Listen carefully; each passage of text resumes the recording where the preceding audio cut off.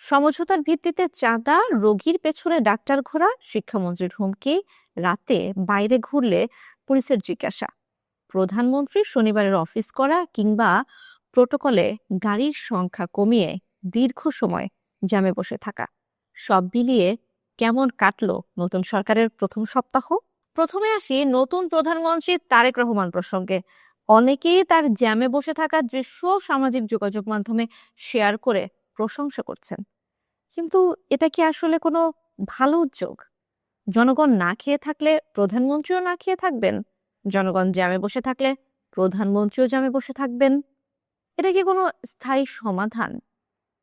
এতে করে প্রধানমন্ত্রীর মূল্যবান কর্মঘণ্টা নষ্ট হবে, কিন্তু জনগণের কোনো উপকার হবে না। বরং এসব পপুলিস্ট আইডিয়া বাদ দিয়ে কিভাবে প্রধানমন্ত্রীর জ্যামে বসে না থেকে বেশি সময় কাজ করতে পারবেন, আর কিভাবে তার নিজের এবং মানুষের যাতায়াত সহজ করতে পারেন, জ্যাম কমাতে কি ব্যবস্থা নিতে পারেন, সেদিকে আসলে মন দেওয়া উচিত।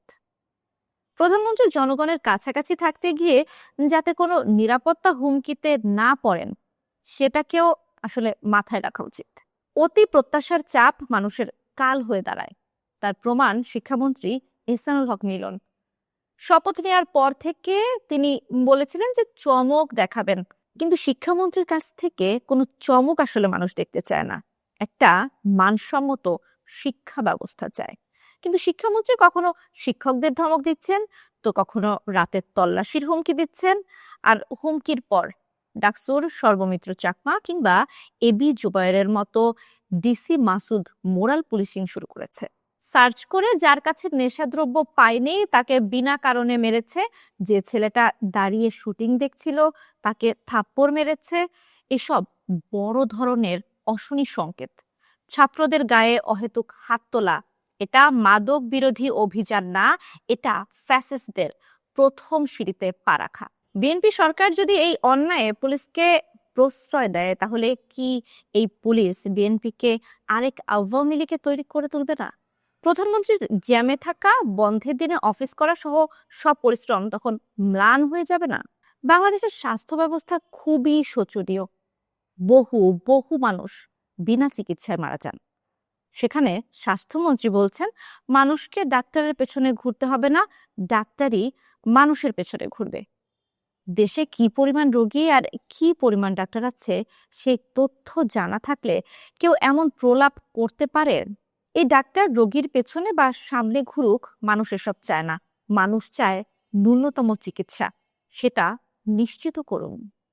সড়ক পরিবহন মন্ত্রী বিষয়টা চাঁদা নাকি সমঝোতা, এসব যত বোঝানোর চেষ্টা করছেন, ততই বিষয়টা বৈধতা পাচ্ছে। সাধারণ মানুষকে এসব বোঝানোর চেষ্টা করে কিছুই অর্জন হবে না, উল্টো সবকিছু বিসর্জন হবে। তাই অহেতুক অপ্রয়োজনীয় কথা বলে সরকারের অর্জনগুলো যেন প্রশ্নের মুখে না পড়ে, সেদিকে লক্ষ্য রাখতে হবে। এত সব সমালোচনার মাঝে কিছু ভালো উদ্যোগও আছে। যেমন প্রধানমন্ত্রী গাড়িবহর 13-14টি থেকে কমিয়ে 3-4টিতে আনা, সড়কের দুই পাশে পুলিশের অবস্থান বন্ধ করা, নির্বাচনের প্রতিশ্রুতি অনুযায়ী ফ্যামিলি কার্ড বাস্তবায়নের উদ্যোগ নেওয়া, কিংবা 180 দিনের মধ্যে সরকার কি কি কাজ করবে তার রোডম্যাপ ঠিক করা। এসব কিছু সরকারের অবস্থান নিয়ে আমাদের আসলে আশাবাদী করে। মহান মুক্তিযুদ্ধের চেতনা ও বাংলাদেশপন্থী স্বাধীন সাংবাদিকতায় আপনিও হতে পারেন অংশীজন। নিউজ হাবের প্রচেষ্টাকে এগিয়ে নিতে সামর্থ্য অনুযায়ী যে কোনো পরিমাণ সহায়তা পাঠাতে পারেন নিচের দেয়া নম্বরে।